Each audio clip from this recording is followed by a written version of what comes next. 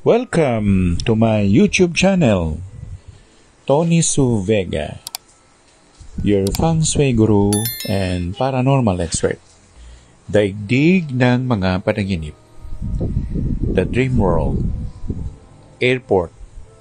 Kung ikaw ay nakapanaginip ng airport at nakita mo kung anong airport yun, halimbawa, nakita mo ba yon na yon ay ang airport ng NAIA? Yon ay isang direktang panaginip na talagang pupunta ka ng airport at ikaw ay sasakay ng eroplano upang magpunta sa ibang bansa o ibang bayan. Lalo na nga kung nakita mo yung schedule dun sa board nila o yung departure and arrival area. Kung nakita mo naman na nandun ka sa airport at nakita mo na may mga nakaparadang mga eroplano doon, ang ibig sabihin talaga niyan ay maaaring ikaw ay hindi lang makakapunta sa ibang bansa kung hindi ikaw ay maninirahan doon ng pangmatagalan.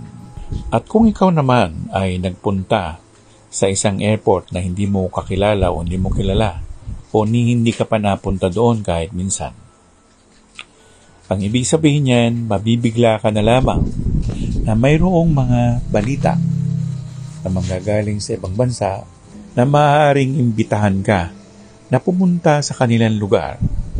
At kung may espesyalista ka, halimbawa ikaw ay isang doktor, maaaring ikaw ay papuntahin doon upang manggamot ka doon. O maaaring ikaw ay maging isang recruiter o recruitment agency at gagawin mo na ikaw mismo ang magpapadala ng mga manggagawa natin na mga Pilipino sa ibang bansang maaari mong puntahan. At pwede ring sinasabi na doon ay makakapagtayo ka ng isang travel agency.